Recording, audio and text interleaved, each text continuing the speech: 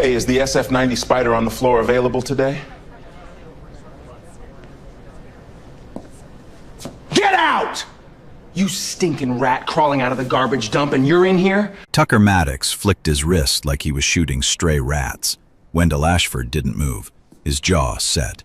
He took one slow step forward instead of back. I asked a question. Tucker's smile dropped. You deaf, stinking rat, go away! I'm not going anywhere until you answer me. Tucker laughed. Short, sharp, ugly. He flicked dust off Wendell's torn sleeve with two fingers like it was diseased. Available. $612,000. You couldn't afford it even if you sold yourself. Wendell lifted a black briefcase onto the counter. 2 clicks. Tucker's laugh died mid-breath. He didn't know for sure who the raggedly dressed man in front of him really was. 6 hours before Tucker Maddox made the worst mistake of his life, Wendell Ashford was on his knees in the backyard. He was pulling a rusted roll of barbed wire from under a rotting fence post. It was 6:42 on a Saturday morning. The grass was still wet. A mockingbird screamed from the magnolia tree near the shed. Wendell had been out there since 5:30, replacing 4 sections of fence along the back property line. He owned 11 acres in Buckhead, old money land, quiet street, neighbors who waved but never visited. He could have hired a crew. He didn't want a crew. Saturday mornings were for working with his hands. Always had been. The barbed wire snagged on a root. Wendell pulled harder. His flannel sleeve caught on a rusted barb and tore clean from the shoulder down to the elbow. It was a blue and black shirt he'd bought at Walmart for $12. The fabric peeled open like a wound. Underneath, his white undershirt was streaked with gray fence paint and sawdust. He looked at the tear, shook his head, kept working. By 8:15, the fence was done. 4 new posts, 3 coats of sealant on the crossbeams. Wendell sat on the back steps with a glass of ice water and watched the steam rise off the lawn as the sun hit it. His hands were cracked at the knuckles, paint under his fingernails. Sweat had dried white lines on his forearms. His phone buzzed at 9:15. Mr. Ashford, good morning. It's Marco from Ferrari North America Client Relations. Wendell wiped his hands on his jeans before picking up. Old habit. Marco couldn't see his hands. Marco, what's the news? The SF-90 Spider Assetto Fiorano and Argento Nürburgring arrived at your Atlanta dealership yesterday. They're holding it for you. Brendan confirmed personally before he left for the Miami trip. Wendell closed his eyes for 2 seconds. He'd waited 5 months for this car. Number 9 in the collection. The first 8 Ferraris sat in a climate-controlled garage behind the house. A LaFerrari, 2 812 Competiciones, a Monza SP2, a Daytona SP3, and 3 classics he'd restored himself. Every single one paid in full. Cash, no wire, no financing. That was how his grandfather did business. That was how Wendell did business. I'll go this afternoon, Wendell said. Should I call ahead to the dealership, let them know you're coming?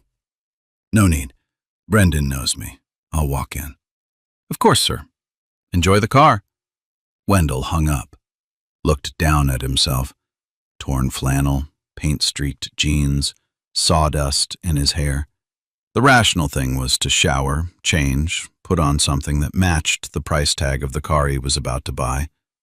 He thought about it for exactly 4 seconds. Then he thought about something else. He thought about the 8 times before. Every time he'd walked in wearing a suit, Brendan had greeted him at the door. Every time the paperwork had been smooth, the coffee had been fresh, the handshake had been warm. And every time, Wendell had wondered the same thing. Would they treat me the same way if I showed up looking like I do right now? 12 years of buying Ferraris. He'd never tested that question. Today felt like the day. Eleanor was at her Saturday yoga class. He left a note on the kitchen island. Gone to pick up the Spider. Back by dinner. Don't worry about the flannel.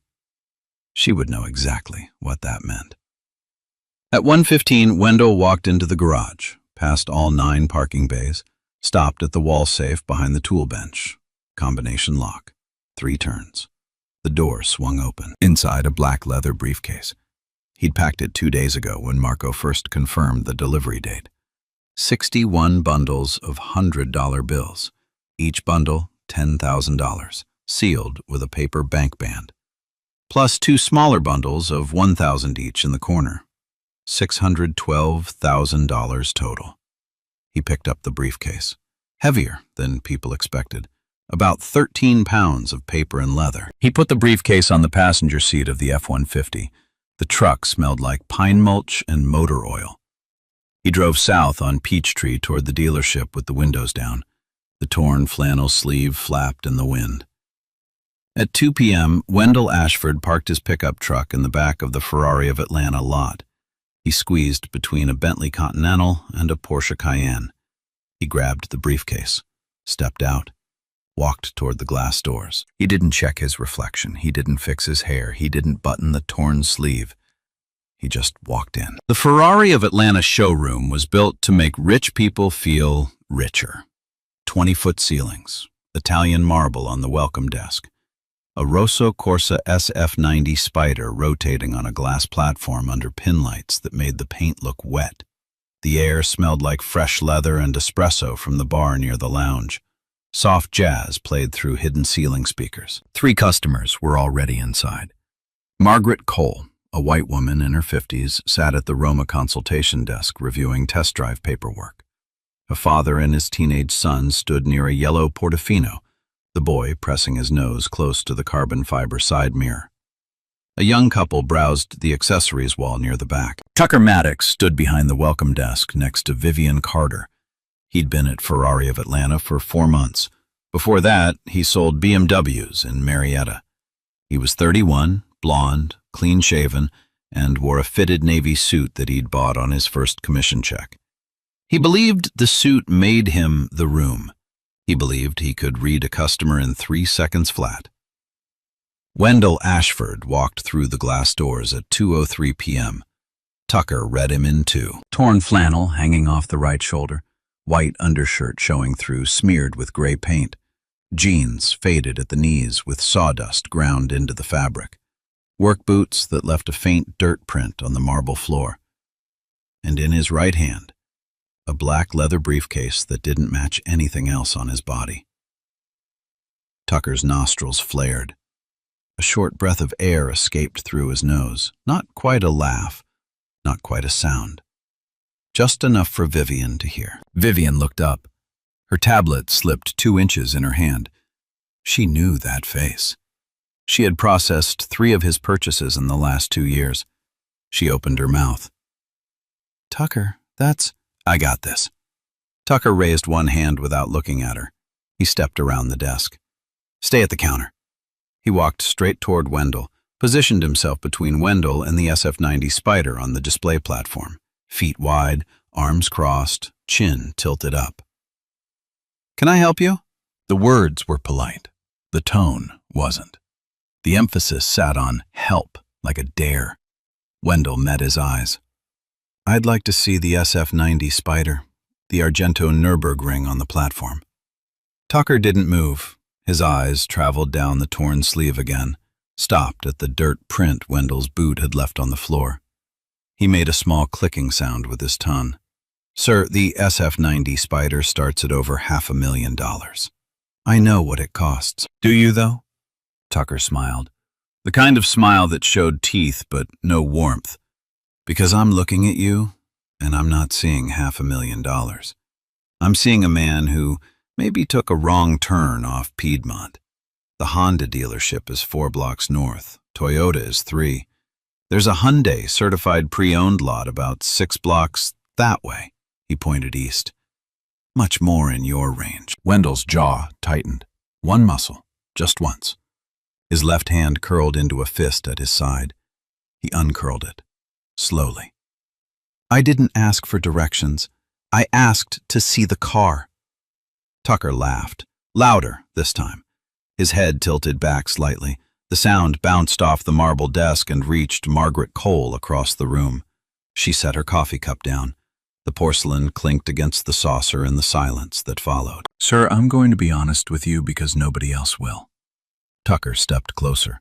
close enough that Wendell could smell his cologne, something sharp and chemical, sprayed too heavy. "We have a dress code expectation for clients who enter this showroom.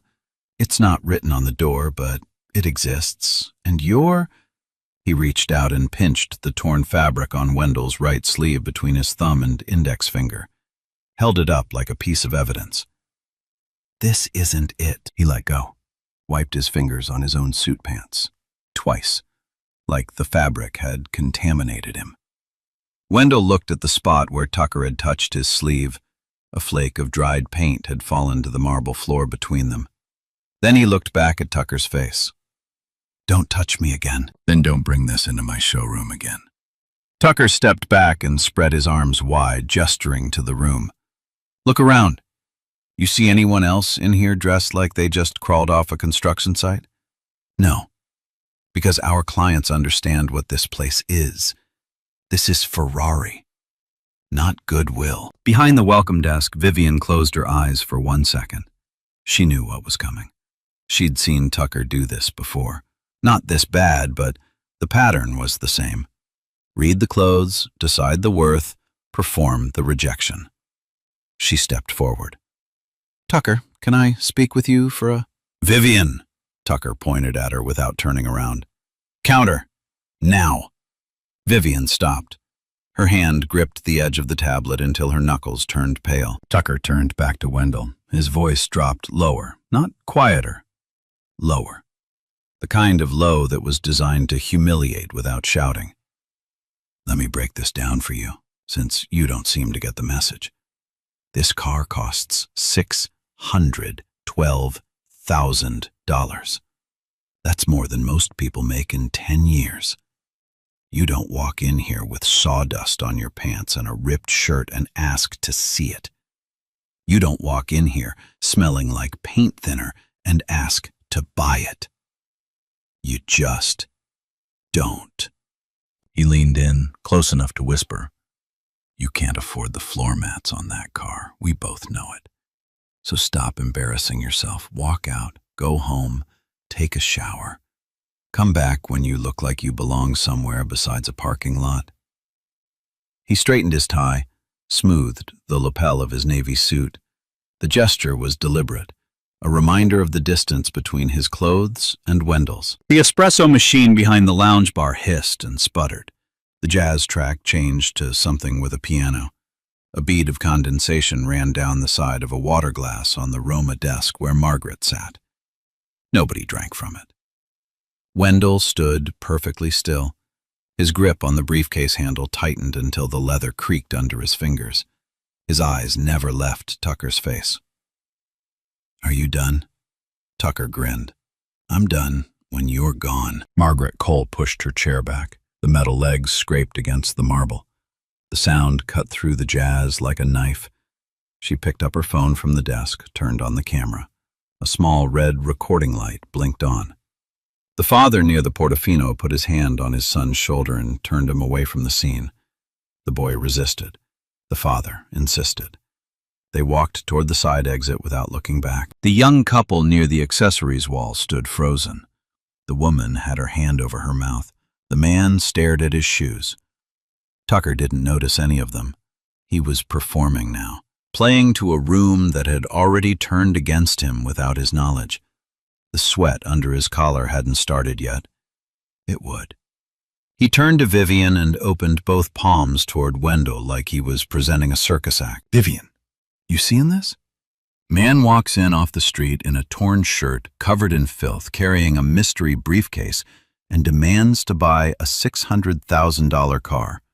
On a Saturday. In cash. He laughed, bent forward slightly. The laugh was harder now, sharper. It cracked at the edges. "I mean, I can't make this up. I literally cannot make this up." Vivian said nothing. She stared at the floor. Tucker spun back to Wendell, pointed at the briefcase. "And what's in that? Seriously, what is in that briefcase? Because if it's not $612,000 in cold hard cash, get up and leave. Pick it up and walk out that door right now, before I call Buckhead PD and have them escort you out." He paused, leaned back against the welcome desk, crossed his ankles, folded his arms. Well, open it. Go ahead. Show me what's in the magic briefcase. The showroom was silent. The jazz had faded between tracks. The espresso machine had gone quiet. The SF-90 Spider rotated on its platform. The pin lights reflected off its silver paint in slow circles across the ceiling. Wendell looked at Tucker for a long time. 5 seconds, maybe 6. His face showed nothing. Then he set the briefcase flat on the marble counter. You want to see what's inside? Tucker smirked. Oh, I'm dying to see. Wendell placed both thumbs on the latches. Remember this moment. Click, click. The lid of the briefcase rose like the cover of a book no one in the room had expected to read. 61 bundles of $100 bills sat in 4 neat rows. Each bundle was 1 inch thick, wrapped in a white paper band stamped $10,000. 2 smaller bundles sat in the corner, $1,000 each. The bills were crisp, but not new. They had weight. They had texture. They had the faintly sweet smell of old ink and cotton fiber that only real cash carries. $612,000. The overhead pin lights bounced off the surface of the top bills and threw tiny rectangles of light onto the marble counter. The briefcase leather creaked as the lid settled all the way open. Tucker Maddox did not move. His mouth was still open from the last laugh. The sound had stopped, but his jaw hadn't closed. His lips were still curled at the edges from the grin. His body hadn't caught up to what his eyes were processing. 3 seconds passed. His grin collapsed. Not slowly, not gracefully. It fell off his face like plaster cracking off a wall. The color left his cheeks in a wave that started at the jawline and climbed to his forehead. His right hand, which had been resting on the welcome desk with casual authority, slid off the edge. He caught himself on the counter. Margaret Cole's phone didn't waver. The red recording light held steady. Vivian Carter, behind the welcome desk, exhaled. It was the first full breath she'd taken in 10 minutes. The young couple near the accessories wall unclenched. The woman lowered her hand from her mouth. The man looked up from his shoes for the first time since Tucker had started performing. Nobody spoke.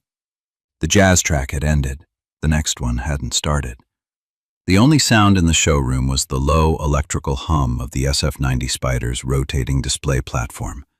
And somewhere, deep in the espresso machine, a valve clicked and released a thin hiss of steam. Wendell Ashford stood with both hands flat on the counter, the open briefcase between them. His torn flannel sleeve hung loose off his shoulder, sawdust still in his hair, paint still on his knees. He looked the same as he had when he'd walked in 12 minutes ago. The only thing that had changed was the room. "Count it," Wendell said. Tucker's eyes snapped from the money to Wendell's face, then back to the money, then back to Wendell. What? You heard me. Count it. You wanted proof, here it is. Pick up the first bundle and start counting. Tucker didn't move. His fingers gripped the edge of the marble counter. His knuckles were white. A vein in his neck had surfaced, thick, pulsing, visible above the collar of his navy suit.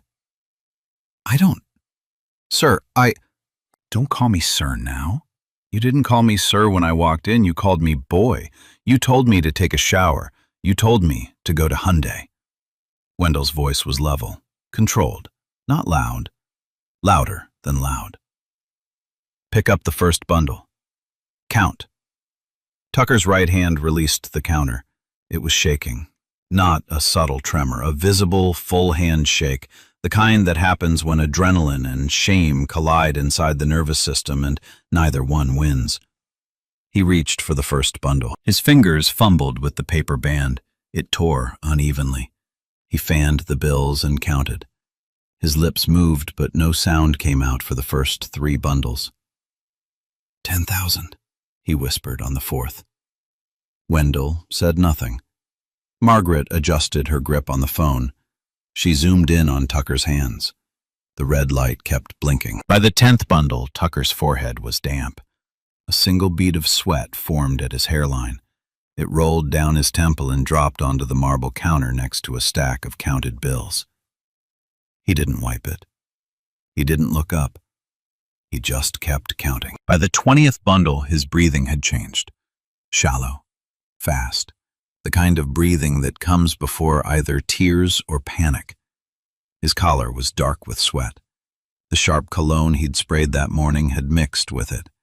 The air around the counter smelled sour and chemical now, a far cry from the leather and espresso that had greeted Wendell at the door. Wendell didn't move, didn't shift his weight, didn't fold his arms or check his phone or look away. He stood on the other side of the counter with his hands at his sides and watched Tucker count every single bill. The torn flannel sleeve hung still. The sawdust in his hair caught the pin lights. This was not revenge. This was a receipt. By the 30th bundle, Vivian had stepped out from behind the welcome desk. She stood 3 feet away with her arms folded across her chest. Not to intervene, not to help, just to witness. She had watched Tucker run the showroom like he owned it for 4 months. 4 months of being told to stay at the counter. Now she was going to stand exactly where she wanted, and she was going to watch every second of this. The young couple had moved closer too. They stood near the Roma desk now, next to Margaret. No one had invited them. No one had told them to leave. They just moved. By the 40th bundle, Tucker dropped one. The paper band slipped off and bills fanned across the marble in a half circle. Tucker scrambled to pick them up. His hands were so wet that the bills stuck to his fingers. He had to peel them off, one at a time. Margaret's phone captured every frame. By the 50th bundle, Tucker had stopped trying to stand straight. He leaned against the counter with both elbows. His shoulders were drawn up around his ears. His suit jacket was rumpled. The tie he had straightened 15 minutes ago was crooked. He looked 10 years older than when Wendell had walked in. Bundle 55, 56, 58, 59, 60, 61. 2 smaller bundles, 1,000 each. Tucker set the last one down. His hands stayed flat on the counter, fingers spread, like a man trying to hold himself above water. He didn't look up. 612,000, he said. His voice was raw. It sounded like he'd been shouting for hours, but he hadn't raised his voice once during the count. The strain was all internal, all shame. "Is it all there?" Wendell asked. "It's all there." "How do you know?" Tucker blinked. Sweat dripped from his brow onto the counter. "I counted it. It's all there. Every dollar." Wendell nodded once, slowly. "That's the first time since I walked in here that you've done your job." The silence that followed was the loudest thing in the room. The SF-90 Spider rotated. The pin lights traced circles on the ceiling. Margaret's red dot blinked. The HVAC system pushed cold air through a vent directly above Tucker's head. He might have been shivering. It was hard to tell the difference between the cold and the shaking. Tucker's left knee buckled first. Not dramatically, not a Hollywood collapse. His leg simply stopped holding weight. He caught himself on the counter with one hand, but his right knee followed, and then he was on the polished marble floor. One knee down, then both. His forehead almost touched the counter's edge. He knelt on the floor of the showroom he had called his. "Mister, I'm sorry, I didn't know." Wendell looked down at him. The torn flannel sleeve hung loose. The paint stains were still there. The sawdust was still in his hair. Nothing about Wendell had changed. "Stand up," Wendell said. "I don't need you on your knees. I need you to remember what put you there." Tucker grabbed the counter with both hands, pulled himself up. His legs wobbled. He steadied, barely. Wendell turned to Vivian. "Miss Carter, I'd like to complete the purchase with you. Would you handle the paperwork?" Vivian's chin lifted. Her back straightened. She picked up her tablet from the welcome desk and walked to the consultation area with steady steps. "Yes, Mr. Ashford. I'd be happy to." The way she said his name was quiet, professional, but Tucker heard it, and whatever was left of the color in his face drained completely. Ashford. He mouthed the word. No sound, just lips moving around two syllables that were now rearranging everything he thought he knew. He had heard that name before. In the monthly sales briefing emails, in the client portfolio that Brendan had reviewed with the team on Tucker's second week, in the list of Ferrari's top regional collectors. Wendell Ashford. 9 Ferraris, 12 years as a client, invitation-only hyperseries status. The man Brendan had described in training as our most important relationship in the Southeast. The man Tucker had told to take a shower. The man Tucker had called boy. Tucker leaned against the welcome desk. His fingers left wet prints on the marble. The navy suit he'd bought on his first commission check hung on him now like it belonged to someone else. Nobody in the showroom looked at him. Everybody in the showroom looked at Vivian. Vivian led Wendell to the consultation area near the Roma display. She pulled out a leather chair for him. He sat. She opened the purchase agreement on her tablet. SF90 Spider Assetto Fiorano, Argento Nürburgring exterior, Nero interior with blue contrast stitching, carbon fiber racing package. Wendell nodded. That's the one. Payment method? Cash, as counted. Vivian typed without looking up. Her fingers were steady, her voice was steady, but her jaw was set tight and the tendons in her neck stood out like cables. Tucker stood at the welcome desk 15 feet away. He hadn't moved. His hands were still flat on the marble. The counted bundles sat between his palms like a wall he couldn't climb over. He watched Vivian work. He watched the commission of a lifetime walk to someone else's tablet. Margaret Cole lowered her phone for the first time in 20 minutes. She kept the camera app open. The glass front doors swung inward. Brendan Whitfield walked in with a roller bag and a laptop case. Gray blazer creased from a 3-hour flight from Miami. Ferrari branch manager badge on his breast pocket. He had the dazed look of a man who'd been up since 4 in the morning. He made it 3 steps inside before he saw Wendell. He stopped. The roller bag bumped against his heel. His face changed. Not surprise, something warmer. The way you look when a friend shows up to a party you thought they'd skip. Mr. Ashford. He let go of the roller bag in the middle of the floor, left the laptop case next to it, walked straight to the consultation area with both hands extended. I had no idea you were coming today. Marco told me the Spider landed, but I figured next week. He took Wendell's hand in both of his and shook it. Firm, long, genuine. How are you, sir? How's Eleanor? Still giving you trouble about garage space? He hadn't looked at the torn flannel. He hadn't looked at the sawdust or the paint-stained jeans or the dirt prints on the marble. He was looking at Wendell's face the way a man looks at a client he has known for 12 years. Eleanor's doing well. She'll have opinions about the color. Brendan laughed. A real laugh, not a performance. She always does. But the stitching will win her over. I had Marinello do blue contrast thread to match your 812 Competizione. He gestured toward the platform. 9 cars now, Mr. Ashford. Finest private collection south of Virginia. Wendell smiled. Small, tired, but real. Brendan. Something in his tone made Brendan stop.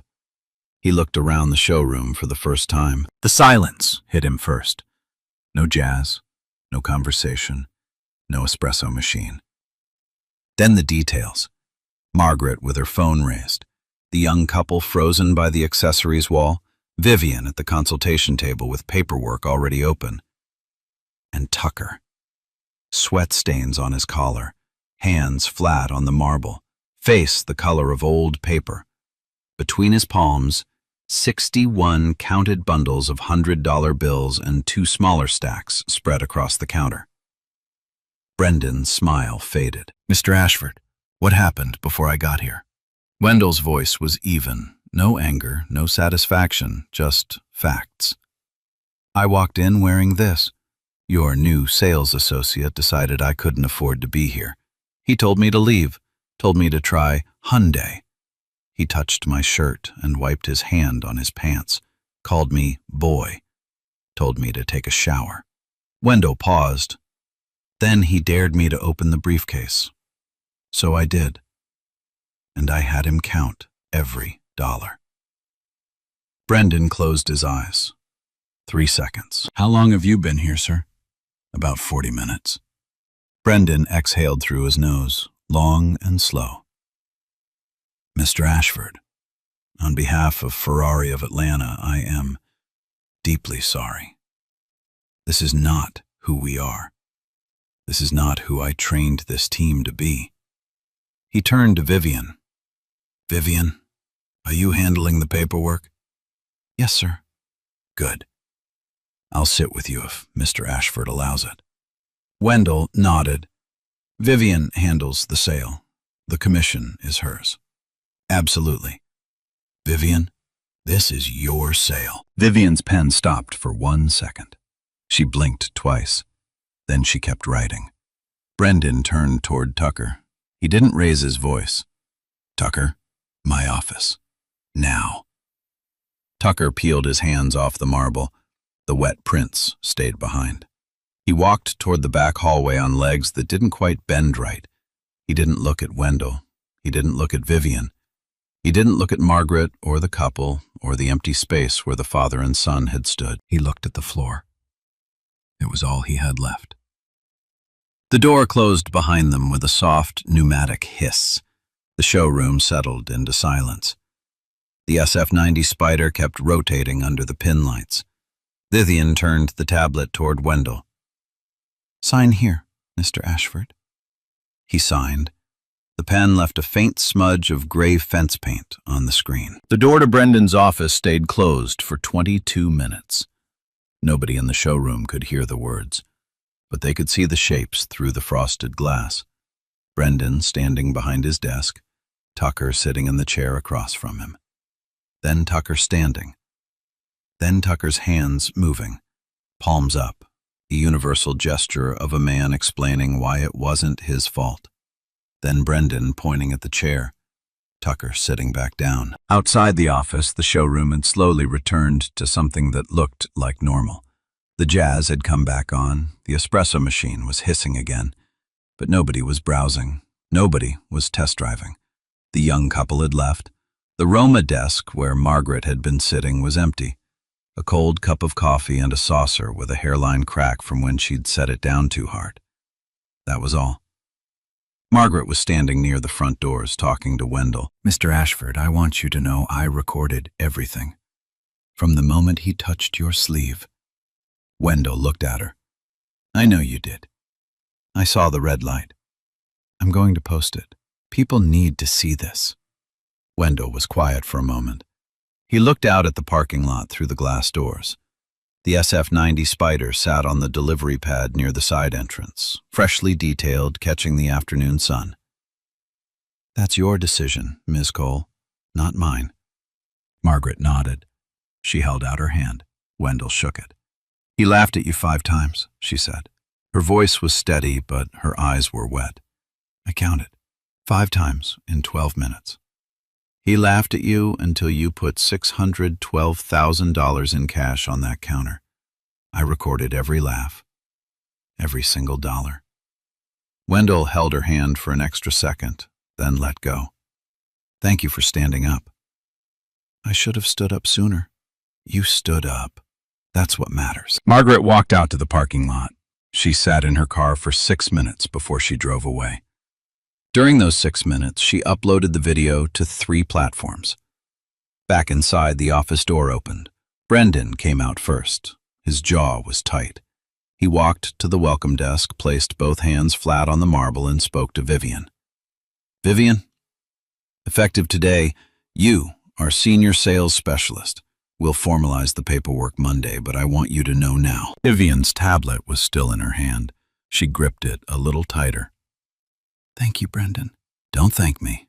You earned it. You earned it before today. Tucker came out of the office 3 minutes later. He was carrying a cardboard box.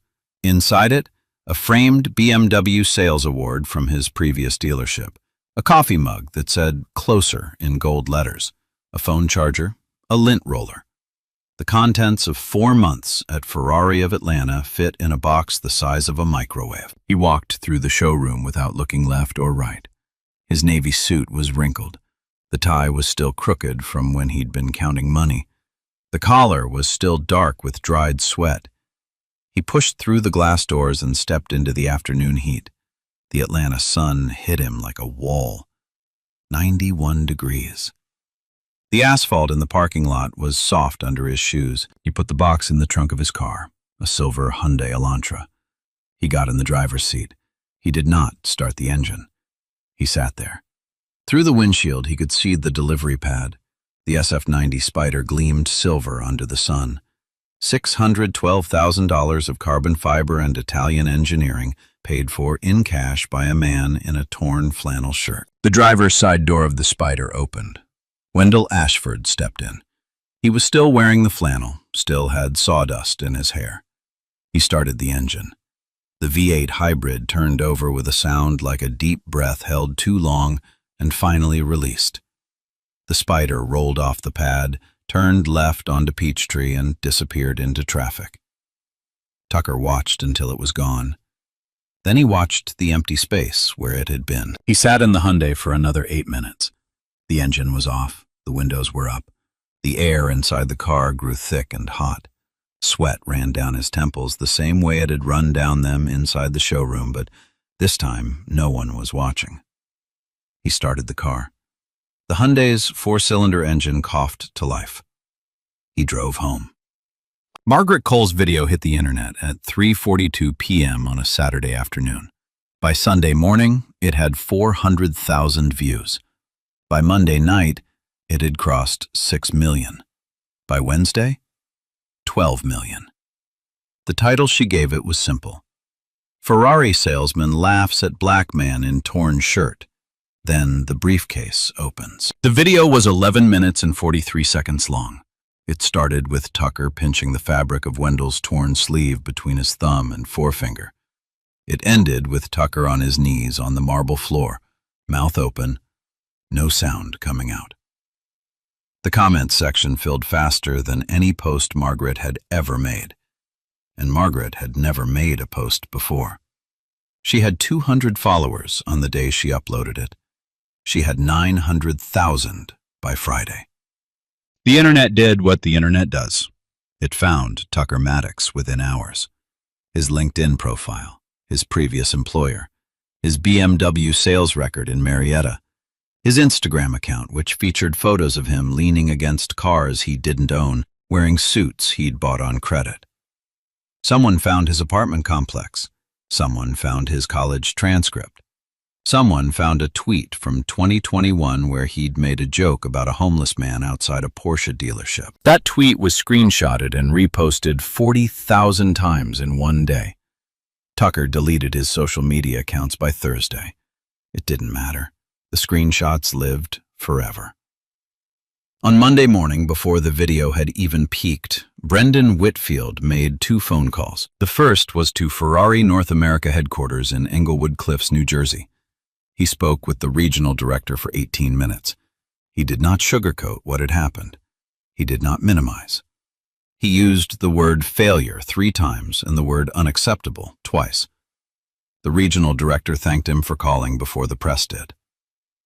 The second call was to the entire sales team at Ferrari of Atlanta, 9 employees, conference room, door closed.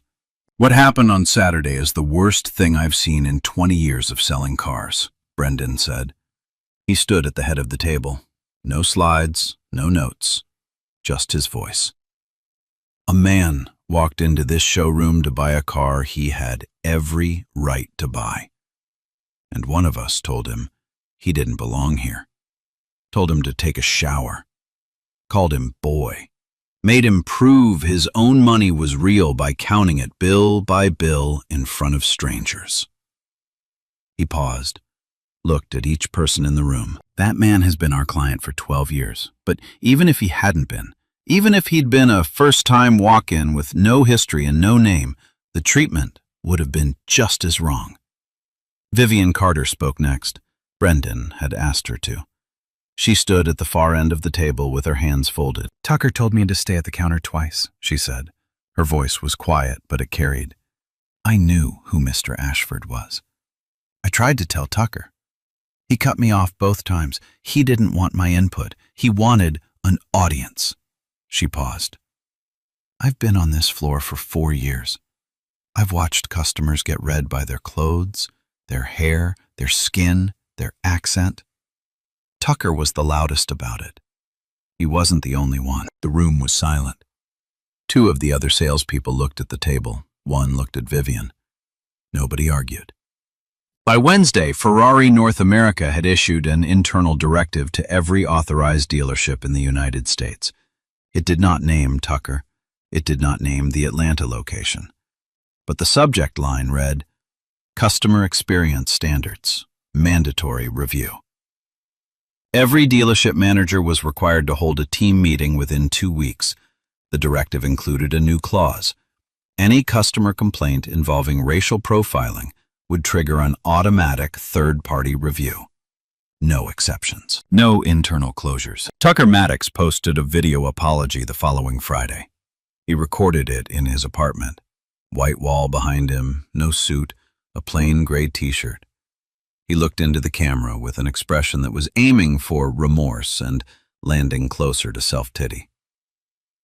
"I want to apologize to Mr. Ashford and to everyone who saw the video," he said. "I made assumptions based on appearance. That was wrong.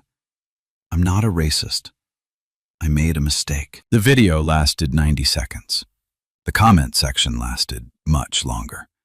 The top comment, with 62,000 likes, read, "You didn't make a mistake. You made a choice." 5 times. Tucker disabled comments within an hour. Local Atlanta news picked up the story by the second week. WSB-TV ran a 3-minute segment. They showed clips from Margaret's video. They interviewed Brendan, who repeated what he'd said in the team meeting almost word for word. They reached out to Wendell Ashford's office. His assistant declined on his behalf. No statement, no interview, no public comment. Margaret Cole accepted one interview. WSB-TV. She sat in a studio chair with her hands in her lap. "I was there to test drive a Roma," she said. "I wasn't planning to record anything.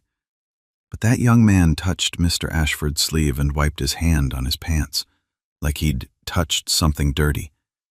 I couldn't sit there after that." The interviewer asked what she remembered most. Margaret was quiet for 3 seconds. "The counting," she said. "He made that salesman count every single bundle. 61 bundles. It took almost 10 minutes. And in those 10 minutes, nobody in that showroom said a word, not one word. That silence was the loudest thing I've ever heard." They offered her an appearance fee. She declined. "I didn't do anything special. I held up a phone. Anyone could have done it.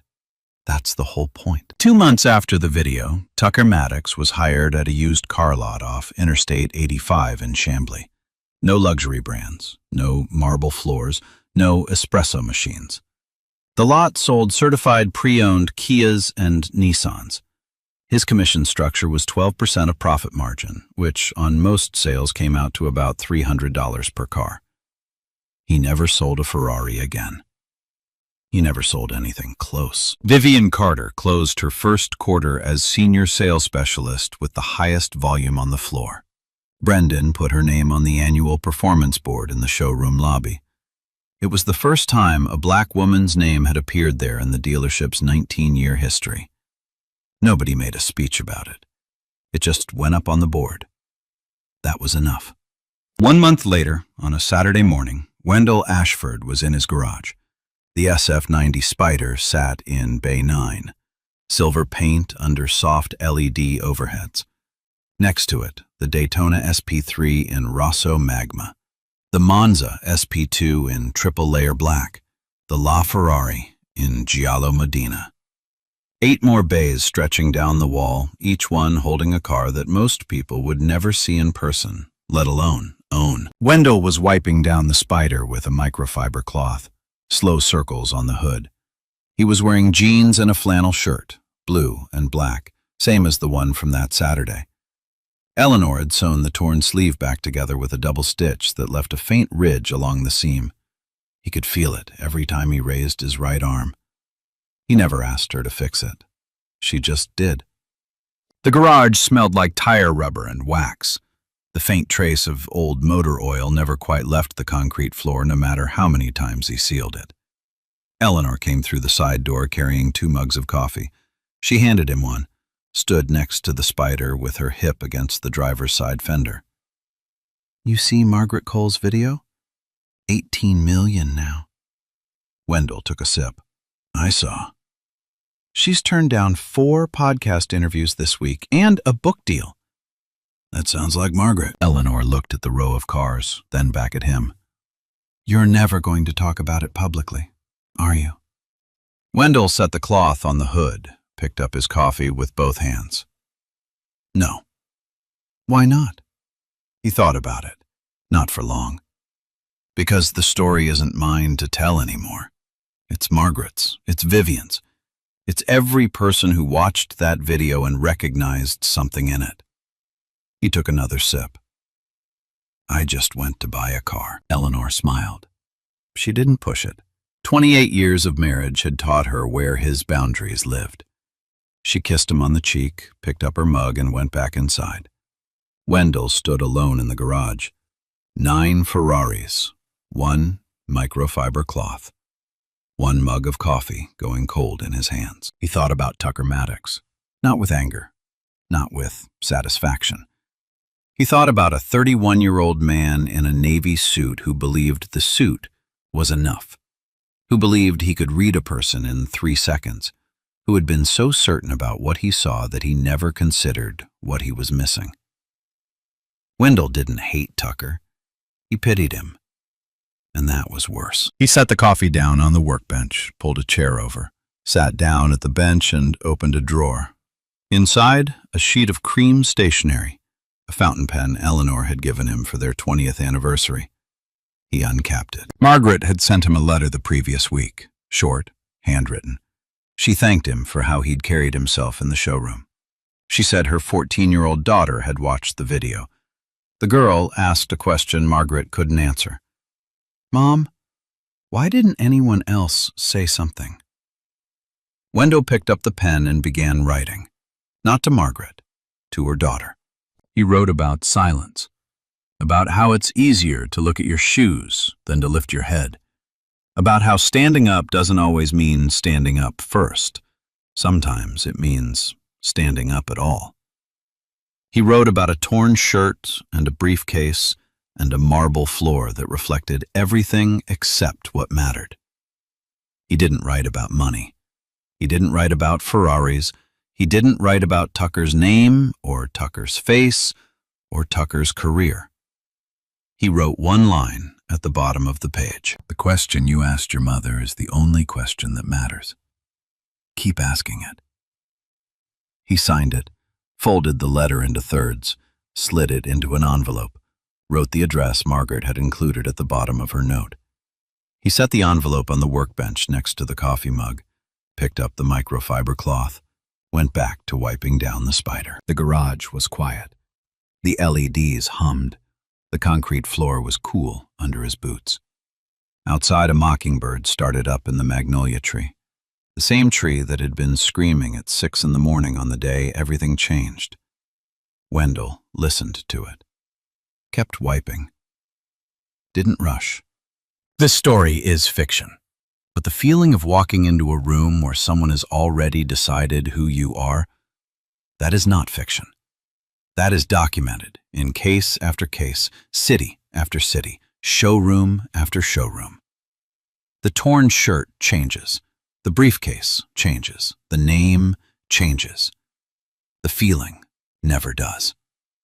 Tucker laughed 5 times in 12 minutes. In those 12 minutes, most of the room stayed silent.